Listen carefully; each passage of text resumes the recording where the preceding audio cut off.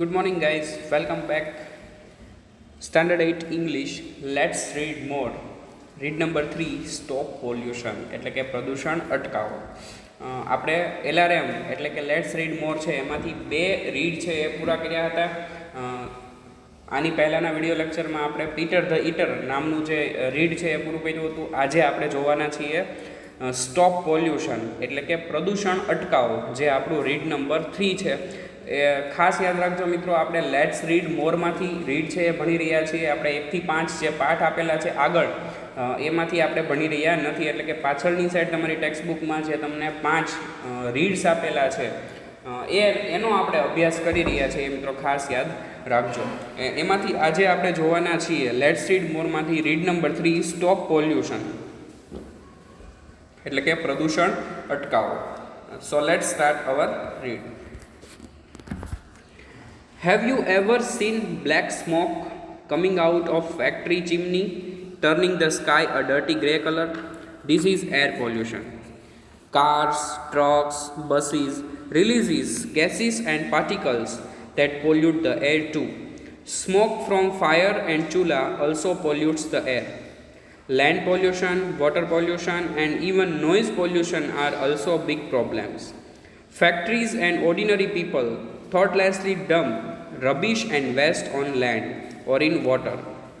Farm pesticides kill insects and create land pollution. And noise pollution is created by loud machines and sounds of horns.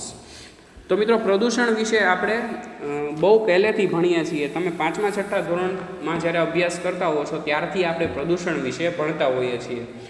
કારણ કે પ્રદૂષણ છે એ અત્યારની ખૂબ જ મોટી સમસ્યા છે 21મી સદીની આપણે જોઈએ તો અહીંયા આપણને જે રીડ આપેલું છે એમાં આપણને શેની વાત કરેલી છે એ આપણે જોઈએ. તો સૌથી પહેલાં પ્રશ્નથી શરૂઆત થાય છે પાઠની. શું કહે છે કે have you ever seen black smoke coming out of factory chimneys? કે આપણને પ્રશ્ન પૂછ્યો છે કે કોઈ કારખાનાની ચીમનીમાંથી નીકળતો કાળા રંગનો ધુમાડો છે એ તમે ક્યારેય જોયો છે? તો હા મિત્રો, આપણે દરેક લોકોએ એ ધુમાડો છે એ જોયો છે. કે જે જગ્યાએ જીઆઈડીસીઝમાં જે બધી ફેક્ટરીઝ હોય છે એ ફેક્ટરીઝમાં જુદી જુદી વસ્તુનું ઉત્પાદન થતું હોય, પણ એ ઉત્પાદન થતું હોય પણ સાથે સાથે પ્રદૂષણ પણ મિત્રો એ ફેક્ટરી છે એ ફેલાવતી હોય છે. તો આપણે દરેક લોકોએ જોયું છે કે કોઈક ફેક્ટરી છે એની ચીમનીમાંથી આકાશમાં જતો કાળા કલરનો ધુમાડો છે એ આપણે જોયો છે. Turning the sky a dirty grey colour, અને આકાશને એ થોડુંક ભૂખરા રંગથી ભરી દે છે. This is air pollution. આને આપણે શું કહીશું? હવાનું પ્રદૂષણ કહીશું. Cars, trucks, buses releases gases and particles that pollute the air too. કે શું કીધું કે એ ચીમનીમાંથી જે ધુમાડો થાય છે એ શેનું પ્રદૂષણ ફેલાવે છે? તો કે આપણને હવાનું પ્રદૂષણ ફેલાવે છે. પરંતુ કાર, ટ્રક અને બસ જે વાયુ અને રજકણો છોડે છે તે પણ હવાને પ્રદૂષિત કરે છે. Smoke from the fire and ચૂલા ઓલ્સો પોલ્યુટ્સ ધ એર. કે તાપણા અને ચૂલામાંથી નીકળતો ધુમાડો છે એ પણ હવાને પ્રદૂષિત કરે છે. તો તમે જુઓ કે પહેલા પેરેગ્રાફમાં આપણને એર પોલ્યુશન વિશેની વાત કરી છે કે હવાનું પ્રદૂષણ છે એ કઈ રીતે ફેલાય છે. તો આપણે 3 રીતે હવાનું પ્રદૂષણ છે એ ફેલાતું જોયું. તો પહેલું હતું એ કયું હતું? તો કે ફેક્ટરીમાંથી જે ચીમનીમાંથી કાળા કલરનો જે ધુમાડો નીકળે છે એ આકાશમાં ભૂખરા રંગમાં ફેલાઈ જાય છે, જે એક હવાનું પ્રદૂષણ છે. ત્યાર પછી કાર, ટ્રક અને બસીસ જે બળતણ તરીકે પેટ્રોલ ડીઝલનો ઉપયોગ કરે છે અને એના લીધે એ જે હવામાં રજકણો જે છોડે છે, જે ગેસ રિલીઝ કરે છે, એનાથી પણ હવાનું પ્રદૂષણ થાય છે. અને પ્લસ બીજું એ કે જ્યારે તાપણા અને ચૂલા આપણે જે સળગાવીએ છીએ, તાપણું માટે કરીએ છીએ અથવા તો રસોઈ માટે ચૂલો કરીએ છીએ, ત્યારે એમાંથી નીકળતો ધુમાડો છે એ પણ હવાને મિત્રો પ્રદૂષિત કરે છે. Land pollution, water pollution and even noise pollution are also big problems. કે માત્ર એર પોલ્યુશન છે એટલે કે હવાનું પ્રદૂષણ છે એ જ મોટો પ્રશ્ન નથી, પરંતુ જમીનનું પ્રદૂષણ, પાણીનું પ્રદૂષણ અને ઇવન નોઇઝ પોલ્યુશન કે ઘોંઘાટ, અવાજનું પ્રદૂષણ છે એ પણ આજના સમયના મોટા પ્રશ્ન છે.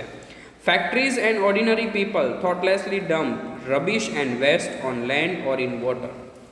કે ફેક્ટરી અને સામાન્ય માણસો એટલે કે મારી અને તમારી જેવા સામાન્ય લોકો છે એ થોટલેસલી એટલે કાંઈ પણ વિચાર્યા વગર, ડમ્પ એટલે ફેંકવું, કચરો ફેંકી અને ડમ્પ કર્યું કહેવાય, બરાબર.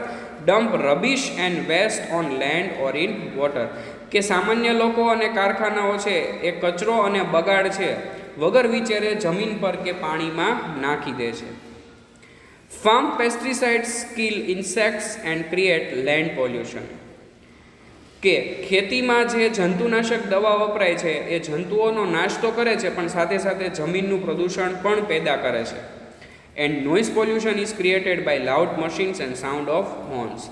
અને અવાજનું પ્રદૂષણ છે એ ઘોંઘાટિયા યંત્રો અને હોર્નના અવાજોથી પેદા થાય છે. આપણે બધા જાણીએ છીએ કે અવાજનું પ્રદૂષણ છે એ કેટલી હદે અત્યારે વિસ્તરી ગયું છે. ઇવન જ્યારે આપણે કોઈ મેરેજ ફંક્શનમાં હોઈએ છીએ ત્યારે પણ સતત આપણે એ ઘોંઘાટથી છે એ છવાયેલા હોઈએ છીએ. ઇવન જ્યારે કોઈ ડીજે વગાડે છે ત્યારે પણ એના જે બીટ્સ હોય છે એ એટલા બધા હાર્મફુલ હોય છે જે આપણા કાનને ખૂબ જ નુકસાન કરે છે. ઇવન આપણે ત્યાંથી 1-2 કિલોમીટર દૂર હોય અને જો આપણા ઘરે બારી અને બારણા હોય તો આપણે જોઈ શકીએ છીએ કે બારી અને બારણા છે એ પણ એની ધ્રુજારીથી અવાજ એમાં આવતો હોય છે. તો એ આપણા કાનના પડદાને મિત્રો કેટલું નુકસાન કરતું હશે. એટલે ઘોંઘાટ જે અવાજનું પ્રદૂષણ છે એ પણ અત્યારે મોટી સમસ્યા છે. Ocean life isn't safe from pollution. Sometimes people are hired to clean up polluted seashore after an oil spill. Sometimes ships carrying petroleum have accident and their oil spills into the ocean. કે ocean life એટલે શું થશે? તો કે સમુદ્રી જીવન. તો કે ocean life isn't safe from pollution. કે જે સમુદ્રી જીવન છે એ પણ પ્રદૂષણથી મુક્ત તો નથી જ. Sometimes people are hired to clean up polluted seashore after an oil spill. કે ઘણી વખત એવું થાય છે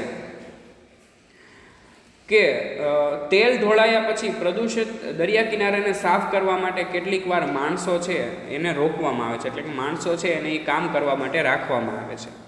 sometimes ship carrying petroleum have accident and their oil spill into the ocean. કે ઘણી વખત પેટ્રોલિયમ પદાર્થો જે લઈ જતા વાહનો હોય છે કે મોટી મોટી શિપ હોય છે એમાં ઘણી વખત અકસ્માત થાય છે અને અકસ્માત થતાં એની અંદર જે રહેલું તેલ છે એ ક્યાં ઢોળાઈ જાય છે? દરિયામાં ઢોળાઈ જાય છે.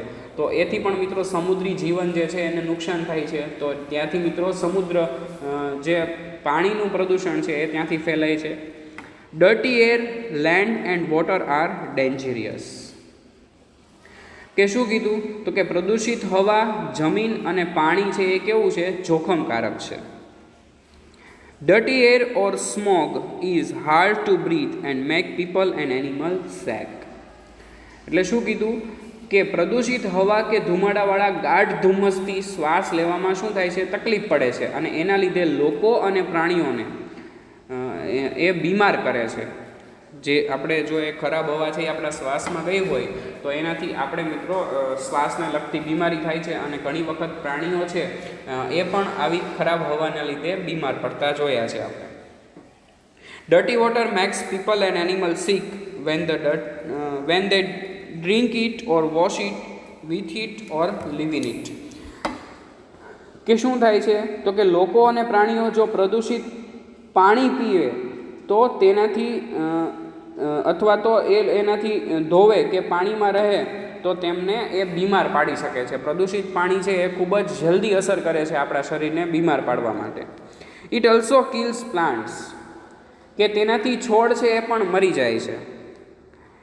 If land absorbs too much of waste, nothing will grow on it and become unfit to live on it.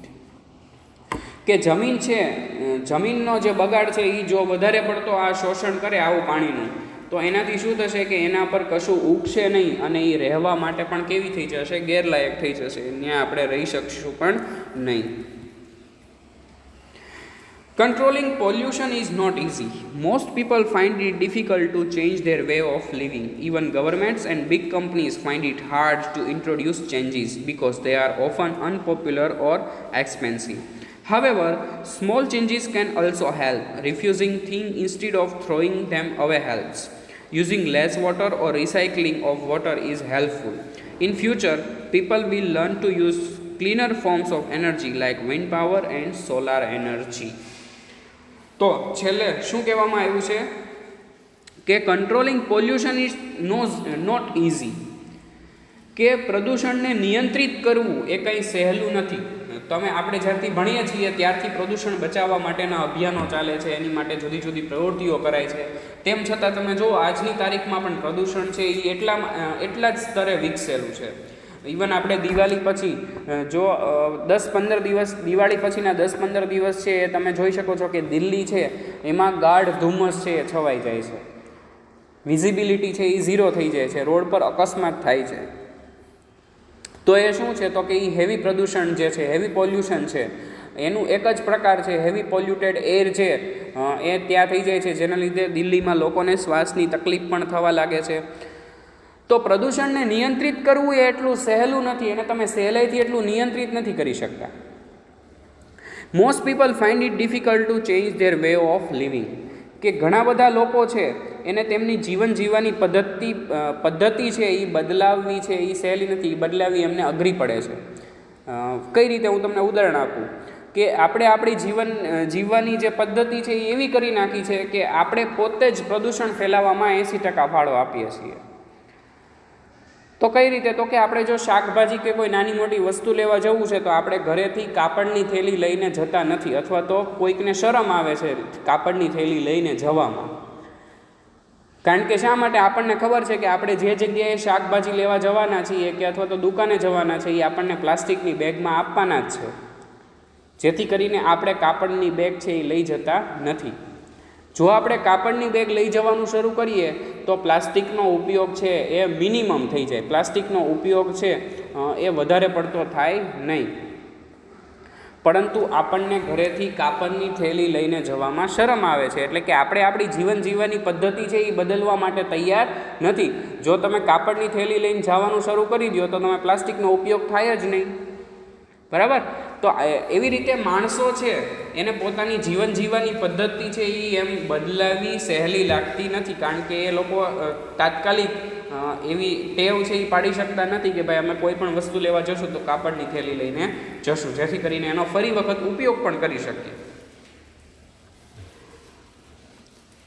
Even governments and big companies find it hard to introduce changes because they are often unpopular or expensive. કે સરકાર અને મોટી મોટી કંપનીઓ છે એ પણ આ સુધારાઓ કરવાનું, એને પણ આ સુધારા કરવાનું અઘરું પડે છે. શા માટે? કારણ કે તેઓ સુધારાઓ ઘણીવાર લોકોમાં અપ્રિય અથવા ખર્ચાળ હોય છે.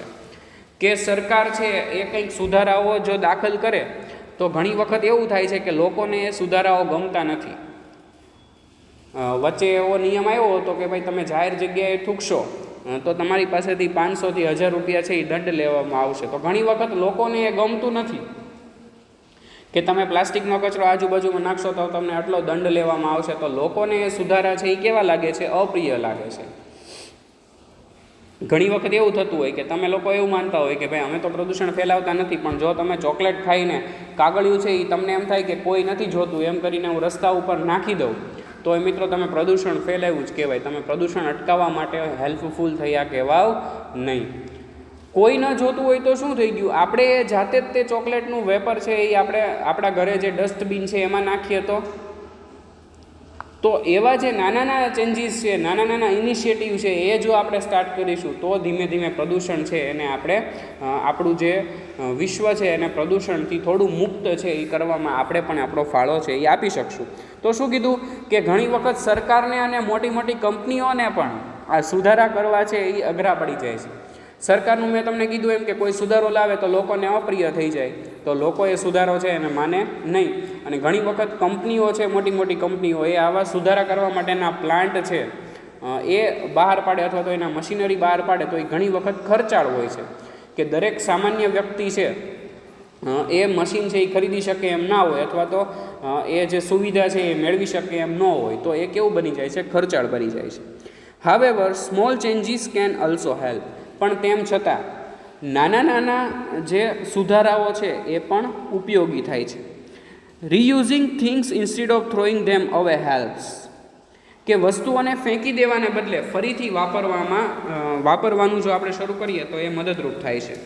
Using less water or recycling of water is helpful, કે પાણીનો ઉપયોગ બને એટલો ઘટાડવો અને જો એ ન ઘટી શકે એમ હોય તો તેને ફરી વખત ઉપયોગમાં લઈ શકાય એવી રીતે એનો ઉપયોગ કરવો. અહીંયા મિત્રો આપણે ગાંધીજીનો એક પાઠ છે એ ભણ્યા હતા. શું કીધું હતું કે ખપ પૂરતું પાણીનો ઉપયોગ કરવો. તો જેટલી જરૂરિયાત છે એટલો જ પાણીનો ઉપયોગ કરવો પડશે. જરૂરિયાત વગરનું પાણી છે એ આપણે વાપરીશું તો એ પણ વધારે પડતું નુકસાન થાય છે. અથવા તો એવી રીતે પાણી વાપરવું કે એક વખત તમે એ પાણીનો ઉપયોગ કરી લો તો તમે બીજી વખત પણ એ પાણીનો ઉપયોગ સારી રીતે કરી શકો. In future people learn to use cleaner forms of energy like wind power and solar energy, કે ભવિષ્યમાં લોકો સ્વચ્છ ઉર્જાના સ્વરૂપો જેવા કે પવનથી પેદા થતી ઉર્જા અને સૌર ઉર્જાનો ઉપયોગ કરવાનું શીખી લેશે, કારણ કે એ ખૂબ જ જરૂરી છે. તમે આજકાલ જોઈ શકો છો કે ઘણા બધા ઘર છે એની ઉપર આપણે જોયું હોય કે ઘણા બધા ઘરની ઉપર સોલાર ઉર્જા છે એના પહેલાં સોલાર રૂફટોપ્સ છે એ લગાવેલા હોય, જેથી કરીને વીજળીની બચત કરી શકાય. ડાયરેક્ટ સૌર ઉર્જા છે એનો ઉપયોગ કરીને આપણા ઘરે જે ચાલતા વીજળીથી ચાલતા યંત્રો છે એનો આપણે ઉપયોગ કરી શકીએ છીએ. તો મિત્રો અહીંયા આપણો જે રીડ નંબર 3 છે સ્ટોપ પોલ્યુશન એ પૂરું થાય છે. હવે આપણે એની એક્સરસાઇઝ છે એ જોઈએ. તો exercise question number 1 A tick in the box the word nearest in meaning to the underline part of the sentence, કે સેન્ટેન્સમાં જે અંડરલાઇન કરેલો પાર્ટ છે અને જે નીચે આપેલા વિકલ્પો છે એમાંથી જે એનો નજીકનો અર્થ સૂચવતો હોય એવા શબ્દ ઉપર આપણે ટિક કરવાની છે. તો જોઈએ, the cat jumped over the glass of milk, the milk was spread all over the floor of the kitchen. તો વોઝ સ્પ્રેડ છે એટલે શું થઈ છે? ઢોળાવું થશે, બરાબર, કે દૂધ છે એ ઢોળાઈ ગયું on over the floor of the kitchen, કે રસોડામાં નીચે મિલ્ક છે એ ઢોળાઈ ગયું, એટલે કે દૂધ છે એ ઢોળાઈ ગયું. ક્યારે? જ્યારે બિલાડીએ છે એને ગ્લાસ ઓફ મિલ્ક કે દૂધથી ભરેલો ગ્લાસ હતો એની ઉપર જ્યારે જમ્પ કર્યો. તો હવે અહીંયા અંડરલાઇન કરેલો પાર્ટ છે એ કયો છે? Was spread. તો વોઝ સ્પ્રેડ છે એમાં નીચે 4 ઓપ્શન આપેલા છે, એમાંથી આપણે વોઝ સ્પ્રેડ એટલે કે એનો સમાનાર્થી શબ્દ છે નીચેથી કયો છે એ આપણે ગોતવાનો છે. તો સ્પ્લિટ, ડમ્પ, વેસ્ટેડ અને સોઇલ્ડ. સ્પ્લિટ એટલે થશે ઢોળાવું, ડમ્પ એટલે ઠાલવવું, વેસ્ટેડ એટલે કચરો અને સોઇલ્ડ એટલે જમીનને લગતું, બરાબર. તો હવે આનો જવાબ છે એ શું આવશે? આપણે ટીક માર્ક કરવાની છે. તો કે આપણે અહીંયા ટીક માર્ક કરીશું કે એનો જવાબ છે એ શું છે? સ્પ્લિટ એટલે ઢોળાઈ જવું. When there is lot of pressure inside a cooker its whistle goes up and vapour comes out, કે જ્યારે કુકરની અંદર ખૂબ જ હવા છે એનું દબાણ વધી જાય છે ત્યારે શું થાય છે કે કુકરની ઉપર રહેલી જે એની સીટી છે એ વિસલ છે એ વાગવા લાગે છે અને એમાંથી વરાળ છે એ બહાર આવવા લાગે છે. એટલે કમ્સ આઉટ શબ્દ છે ત્યાં અંડરલાઇન કરેલું છે. તો કમ્સ આઉટનો સિમિલર મિનિંગ છે એ કયો થશે અહીંયા? તો કે થોટલેસ એટલે લાઇઝ અવે એટલે ખોટું બોલીને જતું રહેવું, બ્રેક્સ આઉટ એટલે તૂટી જવું, રિલીઝીસ એટલે ત્યાંથી છોડવું અને ઇવાપોરેટ્સ એટલે બાષ્પીભવન થવું, બરાબર. તો શું આવશે? રિલીઝીસ એટલે કે સીટી જે છે એની અંદર રહેલી જે વરાળ છે એ કમ્સ આઉટ એટલે કે બહાર આવે છે, તો શું કરે છે? એને છોડે છે, બરાબર. તો એની જગ્યાએ શું આવશે? રિલીઝીસ આવશે. ત્રીજું છે, we feel that it is almost impossible to stop people from breaking traffic rules, કે આપણે એવું અનુભવીએ છીએ કે લોકોને ટ્રાફિકના નિયમોનું ઉલ્લંઘન કરતાં રોકવા એ સાવ ઇમ્પોસિબલ ટાસ્ક છે, એટલે કે શક્ય નથી એવું કામ છે. તો ઓલમોસ્ટ ઇમ્પોસિબલ છે એનું મિનિંગ શું થશે? નિયરેસ્ટ મિનિંગ તો કે થોટલેસ એટલે કે વિચાર્યા વગર, ડેન્જરિયસ એટલે ખતરારૂપ, એક્સપેન્સિવ એટલે ખર્ચાળ અને હાર્ડ એટલે ખૂબ જ મુશ્કેલ. તો ઓલમોસ્ટ ઇમ્પોસિબલ છે એનો સિમિલર મિનિંગ શું થશે? હાર્ડ એટલે થશે ઓલમોસ્ટ ઇમ્પોસિબલ. ત્યાર પછીનો ચોથો પ્રશ્ન છે, we should not throw away plastic bags, we should find out way to use them in different reforms to make different things from them.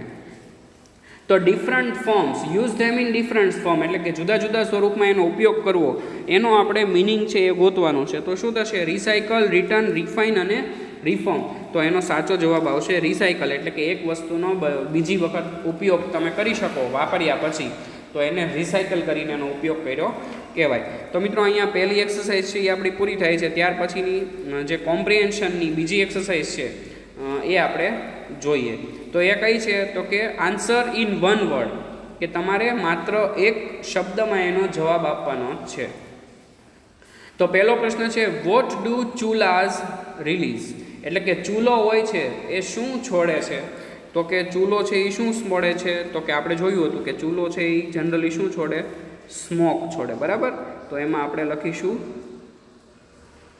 Smoke, કે ચૂલો છે એ સ્મોક એટલે કે ધુમાડો છે એ હવામાં છોડે છે.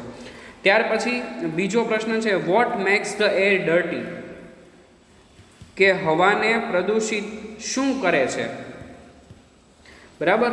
તો કે હવાને પ્રદૂષિત છે એ શું કરે છે, તો કે સ્મોક કે ગેસીસ, કે હવામાં જે સ્મોક એટલે કે ધુમાડો છે એ છોડવામાં આવે છે અથવા તો ગેસ વાયુ સ્વરૂપે જે રિલીઝ કરવામાં આવે છે વાહનોમાંથી, એ પણ હવાને પ્રદૂષિત છે એ કરે છે. તો બીજામાં આવશે સ્મોક અને ગેસીસ. ત્યાર પછી ત્રીજો પ્રશ્ન છે what is the solution two throw અવે થિંગ્સ, કે આપણે જે વસ્તુને ફેંકી દઈએ છીએ એને ફેંકીએ નહીં અને એનું કંઈક સોલ્યુશન લાવવું હોય તો એ શું હોઈ શકે, તો કે એનું સોલ્યુશન શું થશે, રિસાયકલિંગ, કે એક વસ્તુનો આપણે ફરી વખત ઉપયોગ કરીએ તો એને શું કર્યું કહેવાય, રિસાયકલિંગ. એટલે એનો જવાબ આવશે રિસાયકલિંગ. પછી ચોથો સવાલ છે which is the cleaner form of energy life, કે ઉર્જાના સ્વચ્છ સ્વરૂપો છે એ કયા કયા છે, એના સ્ત્રોત છે એ કયા કયા છે. તો કે ઉર્જાના સ્વચ્છ સ્વરૂપો છે એ કયા કયા છે, સોલર એનર્જી અને વિન્ડ પાવર. એટલે આપણે એનો જવાબ છે એ લખીએ તો કે ચોથું છે એમાં આવશે સોલાર એનર્જી અને વિન્ડ પાવર. એ ઉર્જાના કેવા સ્વરૂપો છે, તો કે સ્વચ્છ સ્વરૂપો છે. અને પાંચમો સવાલ છે what do the hired men do at the polluted seashore after the oil spill, કે તેલ ઢોળાવવાના બનાવ છે એ દરિયામાં બને છે ત્યાર પછી એનો જે કિનારો સાફ કરવા માટે જે માણસોને રાખેલા હોય છે એ માણસો છે એ ત્યાં શું કરે છે, તો કે ક્લીનઅપ, એટલે કે સ્વચ્છ કરે છે. એ જે ક્લીનરો હોય છે એ એટલે એને આપણે શું કહીશું, ક્લીનઅપ, સાફ સફાઈ કરે એને શું કહેવાય, ક્લીનઅપ કર્યું કહેવાય, બરાબર. તો મિત્રો અહીંયા જે આપણો પાઠ છે અને આપણી જે એક્સરસાઇઝ છે એ પૂરી થાય છે. હવે જ્યારે નેક્સ્ટ ટાઈમ મળીશું ત્યારે આપણે બીજો આપણો જે પાઠ છે અથવા તો ગ્રામરનો નવો ટોપિક છે એ શીખીશું. Till then good bye, thank you for watching this video.